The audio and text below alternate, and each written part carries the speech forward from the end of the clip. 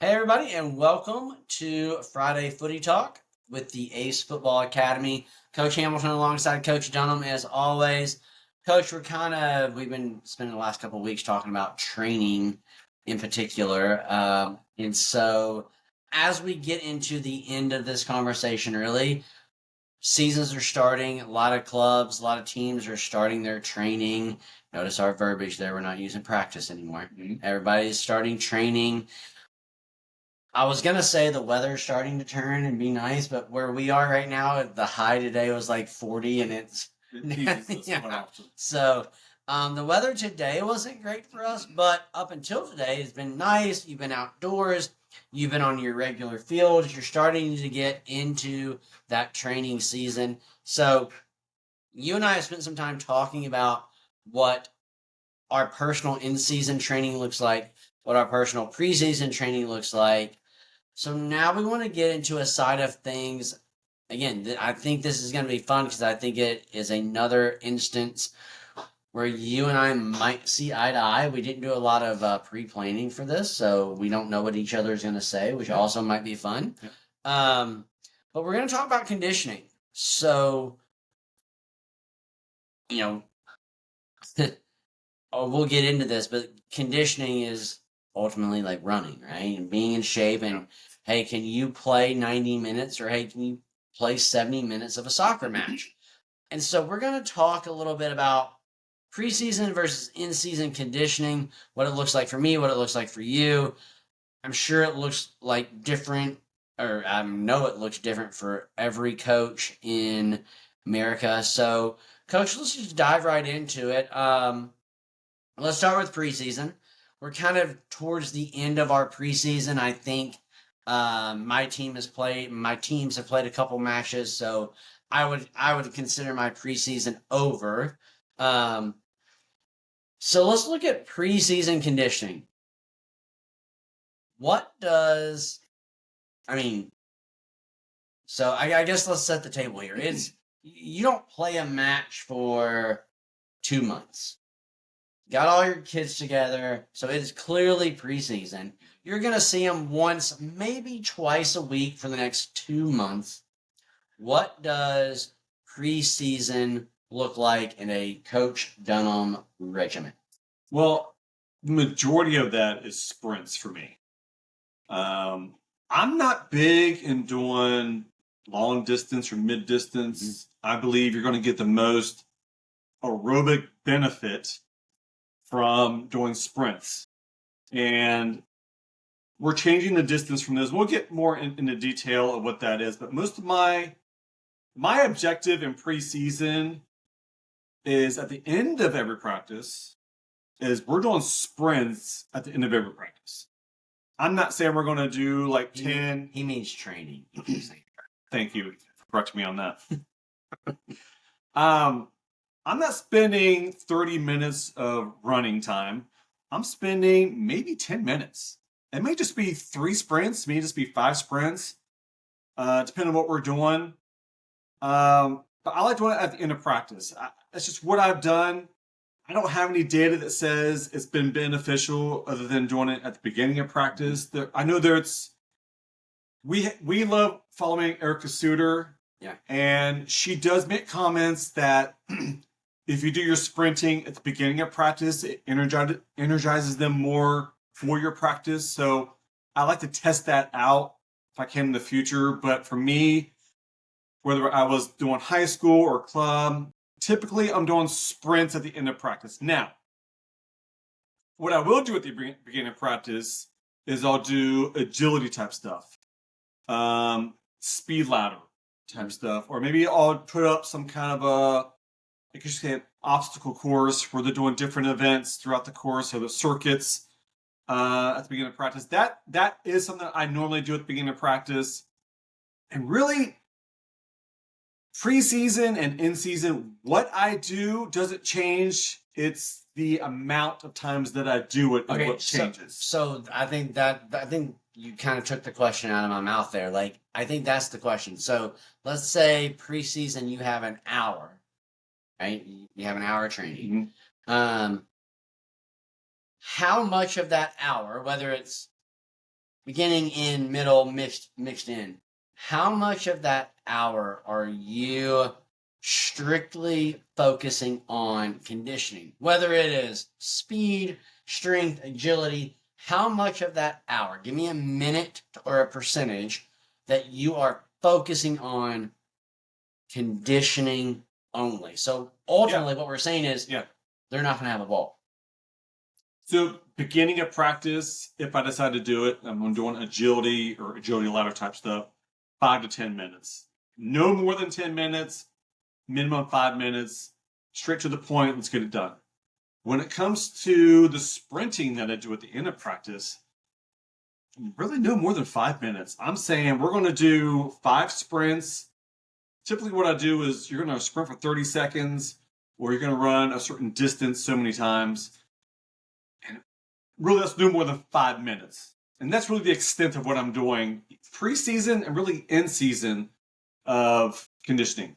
Do you is anything about those timed? Are you setting a time? Not like, hey, we're going to do this for 5 minutes, but are you saying, hey, I need you to do this. I need you to complete this obstacle course. I need you to complete this sprint in 20 seconds or less. Like, are you adding any type of time constraint, or is it mostly a, hey, I need you to make sure you finish? That's a great question. I've never timed them. Like, you're going to start at this point, I need you to end at this point. I've never done that.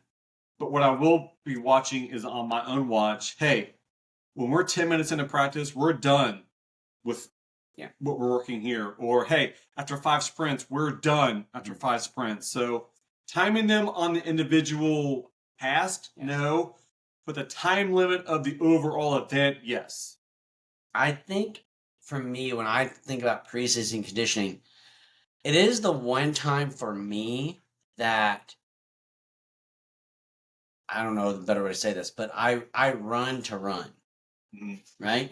We'll talk about what I look like in season conditioning wise, but it is the one time where, hey, we're gonna go run these hills for a little bit, or we're gonna go run some, really good. Or we're gonna go run some 100-yard sprints for a little bit, right? It is the one time that, or one season, I guess, for lack of a better term, that we run to run.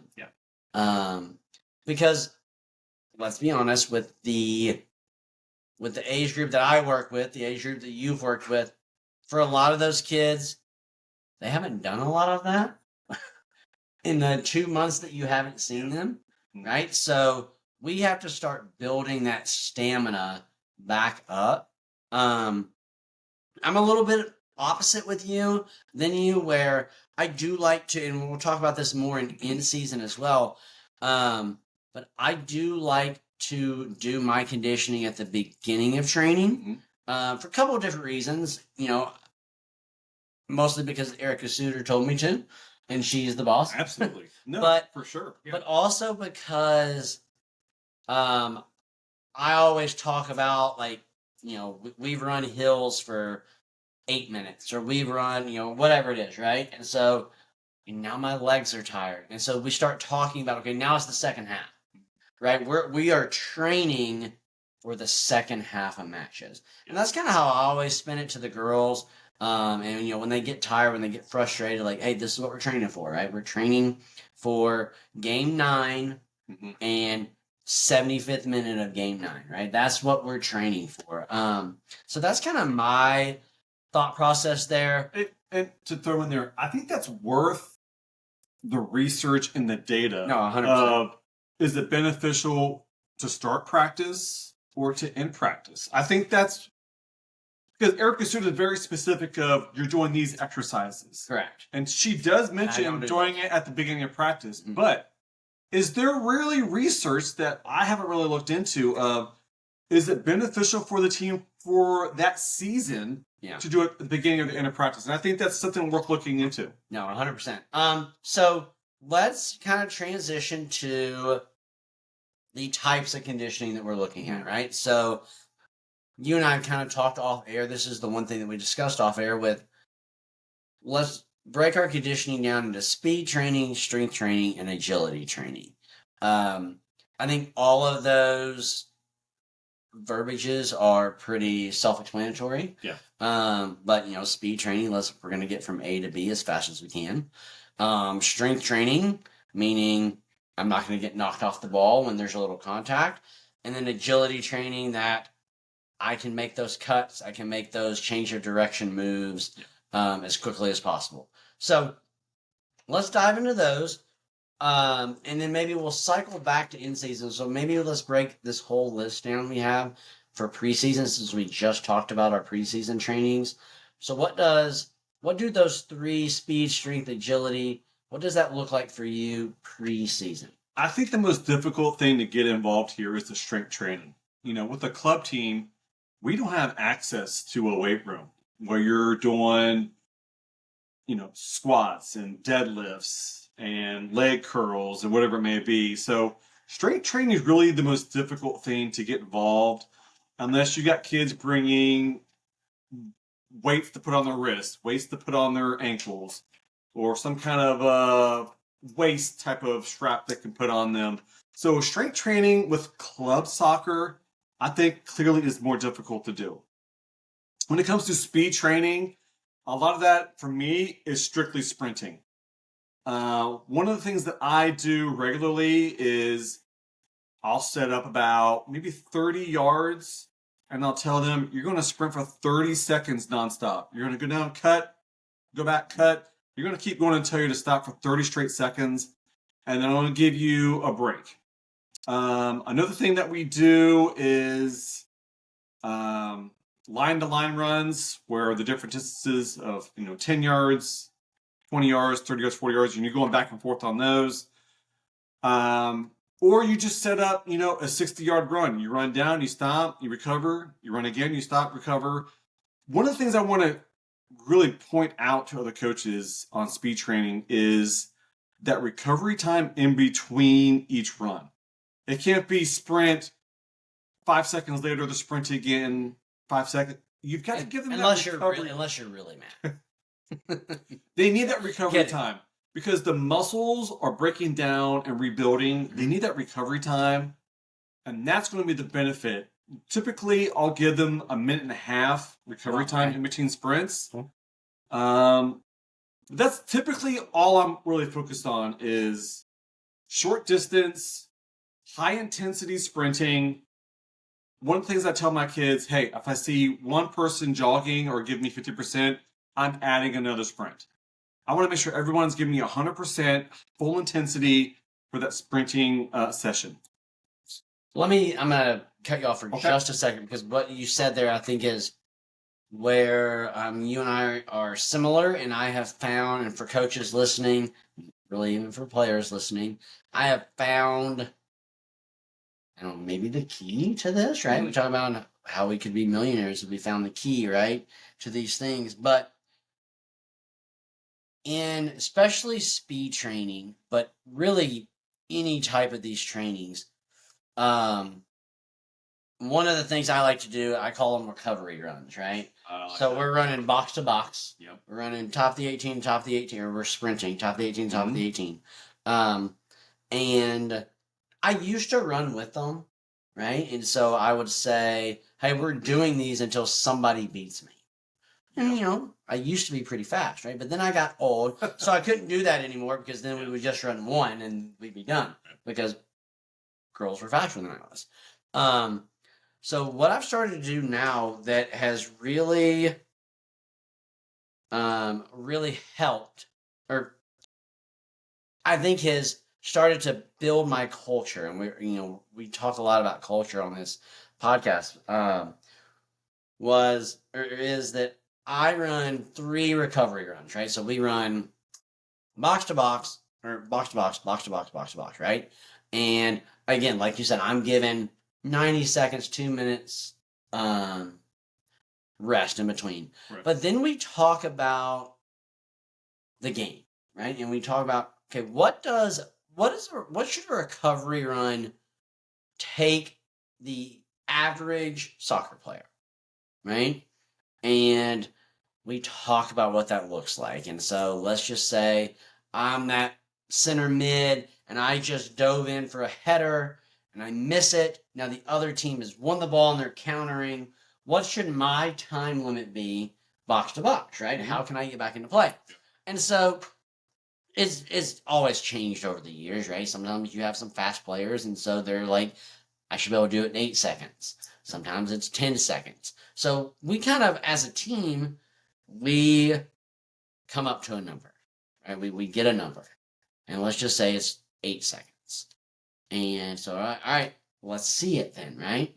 So you put them on the line, and right before they run, I always step back, and I'm like, oh, by the way, we all agreed on 8 seconds, and I will pull out $100 bill. And I will say, if you make it in 8 seconds or less, $100, right? And so maybe this is a little evil of me, and I hope my team isn't listening. But you say go, and so $100 online. What do? They bust their ass to get to the other side, right? And they don't know the time. They have no concept of time. So right before, as they cross midfield, you start counting down, and right before that first player hits the 18, you call 8, so nobody wins, right? And so everybody loses. You keep your $100. But then I bring them in and I say, that's the standard. How hard you just worked right there in our conditioning, that is the standard always. And for me, that has always built that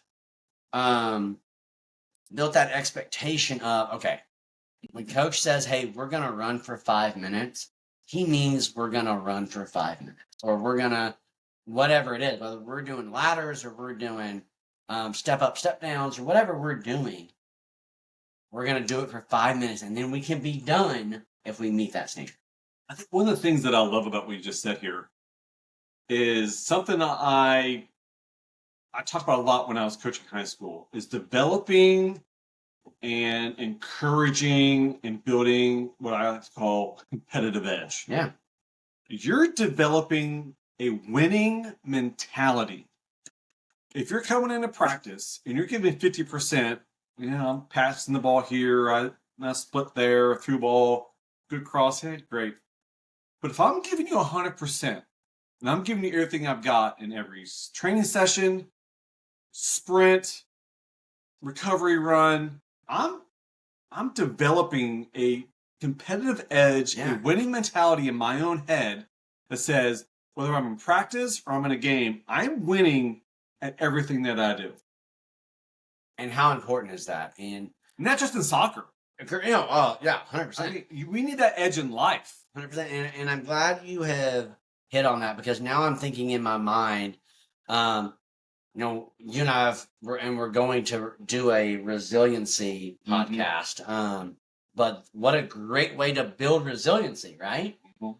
I am tired, coach, and I am hurting and I'm sore, but I got to beat the guy next to me, right? Or I got to beat the girl next to me. And so I love that. Real quickly, maybe we just spend this whole conversation talking about in-season conditioning, and we can do next week on preseason this week, in-season next week, but because we're already running on. Strength training, I'm kind of like you. Never had an answer. I knew that we needed to get stronger, and you can be like, okay, the team that loses this does 5 push-ups, or the team that finishes last in this sprint does 5 push-ups. For me, this is why I brought in somebody this offseason. If you're a coach and you're not sure how to work strength training, if I can say one thing, is core. Yeah. You've got to work on their core muscles. Mm-hmm. That is their midsection, hamstring, abdomen, back, obliques, hips. Hips is a big one that people don't think about. Especially for girls. Quads. That is this area that's going to build the best benefit for those players, male or female, as they're growing and developing, into their later teen years. And so, kind of to your point, I mean, there's nothing wrong. I think we all do it. Hey, the losing team has to do 5 push-ups or whatever. I would change that 5 push-ups to the losing team has to do a 30-second plank, right? Because now I'm hitting all of those muscles you just talked about. Again, I'm going to report back as our season goes on. We've already talked about this a little bit, but it is something that I hired an outside strength trainer for this, a personal trainer for this in Dynamic Results. So we'll see how that kind of plays out through the season. I guess for me, I need to sit down and think about what I expect to see based on the money we've put in, right? So, but for me, we'll kind of see what that looks like. Yeah, I think it's important to understand that we don't need weight training to correct. build strength. Calisthenics and body weight Mm-hmm. will do just as good of a beneficial for your season. If you have the access to get into a weight room and do some strength training, I say do it. If you have a team and parents willing to commit to that. But what we've learned over time is when you're doing calisthenics and you're doing in-season training, it's going to benefit them in the long run from season to season. If you can focus on those core areas, it's going to benefit your team regardless down the road. Yeah, and I do think, and you and I talk about this all the time, but I do think we need to reach back out to Erica.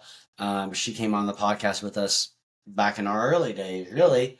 And I would highly recommend you go back and listen to that podcast. But she is so good about this, and so I mean, that's what she does for a living, right? And so a lot of her talk is on the core and that stability of your body to handle the change of directions and handle those things. So, Coach, let's dive into your preseason. What does and again, we're kind of all over the place here, but your agility training.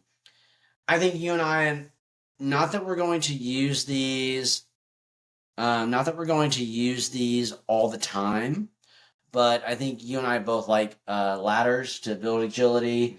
We both like those change of directions type movements. So, real quickly, Coach, your change of directions while I go pick up my food from Colonel Delivery. Yeah, a lot of times, really, all of my agility is with the agility ladder system. A lot of people bring in hurdles, which is perfectly fine. But I love the ladder because it's working on your ankle strength, it's working on your knee strength, a little bit of the hips. You're working on your cuts, you work on your change of direction movements, work on your speed movements. But the agility ladder is so simple. I think that's what I love about the ladder. It's such a simple routine to get into. Once the kids do it once, they understand the different movements that you're asking them to do. And if you can keep that consistent, it doesn't need to be every single practice, right? But maybe every once a week, every other week, you can say, hey, I need you to do in and out, icky shuffle, and then single leg. And I'm like, got it, coach. And they know what to do. So if you can walk them through the first couple times and get to understand the sequence, but once they understand each one, it's a done deal. And it's really working on that technique. For me, with the agility ladder, again, I used to use it strictly preseason, and I'm going to jump ahead a little bit, but it's also, you mentioned like icky shuffle, in and out, things like that, right? It forces them to focus on their feet and what they're doing, right? I got to get my feet up, I got to get my heels off the ground. So much so that my middle school team, my school team, this past fall, my captains came and said, "Hey, we want to use the agility ladder pregame, like before game, interesting. to get that activation of them. Hey, we got to focus right now, right?" Okay. And so we did, and I mean, a lot of things turned us around that last season, but that was one of them. And should it get a lot of credit? Maybe not, but it did. It does kind of activate that brain feet connection, right? Where why is this ladder always pushed back together? Oh, I'm not, my heels aren't off the ground, right? Mm-hmm. Why is somebody on my back? Well, I'm not chopping my feet fast enough, or whatever it is. So I think the ladder also, on another side of what you just talked about, I think it activates that quick thinking, that rapid thinking, as you go into your first rondo or go into your whatever your next part of your warm up is. So that's why I like the agility ladder. Yeah, just like you said, it's all about getting the kids thinking, Yeah. focusing on what they're doing, making sure they're doing the technique correctly. Because like anything else, if you're not doing technique correctly, it's going to stay as a bad habit, and it's going to hit you down the road. So, Coach, one thing we want to focus on outside of the speed, strength, and agility training is length of time in practice. How much time do you put into your conditioning sessions, whether it be preseason or in season? And are you doing this at the beginning of practice, the end of practice? Then we kind of hit on this a little bit, but give us a little more detail of the time periods that you focus on in your practices. My conditioning preseason is drastically different during in season. Preseason, my conditioning is, again, I don't like using this phrase, but it is what it is. It's running to run, right? We're running to get ourselves into shape. And it's probably 25% of my practice. Okay. A fourth of my practice, and we're doing different things when you talk about that speed, strength, and agility training. And really, honestly, if you even look back at this past preseason, this past winter, probably more like 60% of my trainings. And bringing in that guy Yeah. has completely changed Absolutely. your practices. Absolutely. And Yeah. so for me, it is preseason. We are hitting that conditioning hard. So if nothing else, that first game, we're going to be able to go 70 minutes without needing subs, without needing massive rotation, right? We're going to be able to play. And preseason, the intensity for me, clearly that's the intense part of our training, right? If we get the ball out the last 10 or 15 minutes, or we get the ball out in between those sessions, then fine, but it's going to be kind of those low intensity passing drills or one touch drill or, something like that. But for me, preseason, that is our training, right? We are hitting that. We are training that. In season for me is the exact opposite. Very rarely do I run to run. Very rarely are we going to go over and run hills. Very rarely are we going to run 3 laps around the field or 2 laps around the field, right? For me, in season, the conditioning should be happening in the small-sided games, in the full field scrimmages, in those types of atmospheres that we are already in game shape, and so now we just have to stay in game shape, right? For me, when we hit that in season, if you're not in game shape, you are behind, and that's gonna reflect on you with the amount of minutes you play for me.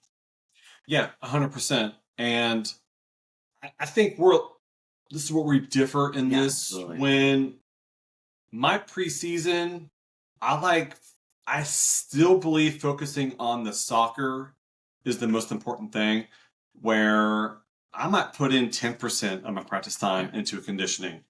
And it's not that I don't think conditioning isn't important, but just like you said, my conditioning happens in training. Correct. We're doing small-sided games. We're sprinting back and forth. We're doing transition runs. We're working on different things. So they're doing a lot of miniature sprints in practice training, so that conditioning is still there. But we're doing more specific focus training on the agility side and on the sprinting side when we're getting into practices. Absolutely. Coach, this has been a fun conversation. A little preseason, in-season conditioning, which is different for both you and I because normally we talk all soccer. I guess my final question, and we are out of time, but my final question for you is overall, preseason, in-season, do you try and condition with a soccer ball at the feet? Or are you, I know I have 2 questions. I just thought of another one. Or are you, hey, let's get into shape by running some sprints and things like that? I'm more, when I'm doing conditioning, there's no ball involved. I'm doing agility with the ladder. and I'm doing speed training with sprints, and that's pretty much it. There's no ball involved. The ball is involved in our training session during that individual practice session. But no, I don't think a ball can be involved when you're working on speed training. All right. Final question, Coach. And again, it's got to be quick. Erica Suter, if you're listening to this, plug yours. Coach, where are you on conditioning? Because you don't have the focus. You're pissed off. The girls or players aren't doing what you're doing. Where are you on I'm going to use conditioning as a punishment? I used to use that a lot in my early days of coaching high school soccer, but I've learned there's no benefit in that. Usually what I'll do now is I'll say, everybody stop, take a lap. We'll come back around, we'll have a quick chat, and I'll say, all right, let's get back into it and let's be better now. I think that's the right answer, right? Because nowadays, some of them would rather run a lap than have to put in the work that you're asking them to do on the field, right? So, all right, Coach, fun conversation tonight. Preseason, in-season conditioning. This is the Ace Football Academy, a little Friday footy talk for you. Coach Dunham, Coach Hamilton, go kick some ace.